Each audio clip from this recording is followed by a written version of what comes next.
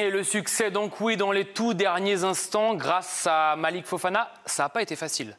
Clément, c'est peu de le dire, mais à l'arrivée c'est un pas conséquent vers les quarts de finale. Ouais, match compliqué, mais je pense qu'on pouvait s'y attendre. Bucarest à domicile, c'est une équipe qui est très performante, avec un style de jeu dans l'intensité, avec beaucoup d'impact et de duels. Lyon a eu du mal à rentrer dans le match, puis au fur et à mesure s'est installé.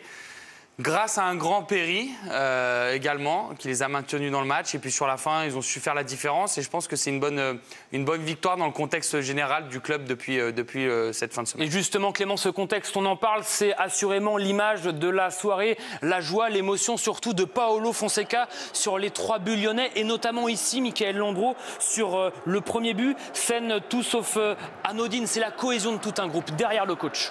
Après, évidemment qu'il y a beaucoup d'émotions. Il y a eu énormément de pression autour de cette exclusion de Paolo Fonseca sur ce dernier match de championnat de Ligue 1. On a senti évidemment que c'était un match différent, un match à part.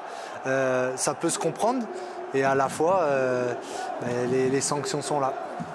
Vous connaissez la cruauté des réseaux sociaux. Certains disent qu'il fait du cinéma là. Vous dites quoi, vous, Michael ? Non, moi je pense pas qu'il fasse du cinéma. Il y a des émotions, parfois il y a des gens qui dépassent des choses qui sont faisables, qui n'auraient pas dû être faites. Il sait très bien que son comportement dimanche dernier est inacceptable. Ceci étant, c'est un être humain qui vit des choses et qui a le droit aussi de les vivre comme ça. Et non, je ne pense pas qu'il en rajoute. On va l'écouter, Paolo Fonseca. C'était il y a quelques minutes en conférence de presse. Donc après cette partie, il est donc revenu sur cette lourde suspension, 9 mois de suspension en Ligue 1 pour l'entraîneur portugais. Je suis la personne qui doit payer en ce moment. Et combien de situations nous avons en tout le championnat, aussi à France, parce que j'ai regardé beaucoup de fois what's happened here in France. Mais les jugements, les punitions étaient différents. C'est pas juste. Elle me demande, c'est pas juste. Je pense que seulement qu'il ne va voir pour dire le contraire. Une fois de plus, il y a quelques minutes à peine en conférence de presse, il paye le contexte. C'est son message en sous-texte. Ouais, je pense. Après, c'est vrai que son geste n'est pas à faire et à produire. Après, ça reste un métier passion, un métier d'engagement, un métier avec beaucoup d'émotions. Je pense que 9 mois, c'est sévère. Il aurait pu peut-être être sanctionné avec peut-être du sursis supplémentaire si ça a été à se reproduire. Mais je ne pense pas que Paolo Fonseca soit quelqu'un avec beaucoup d'antécédents. Je pense juste que il a eu un excès comme tout être humain par moment, dans un moment un petit peu difficile et de pression, peut céder. Je pense que le contexte général fait qu'effectivement aujourd'hui c'est un exemple qu'ils sont en train de faire pour l'entraîneur de Lyon. Absent en tous les cas en Ligue 1, présent sur le banc en Coupe d'Europe, info importante, et présent donc la semaine prochaine pour le match retour Lyon à domicile face à ces Roumains de Bucarest. Était un moment très émotif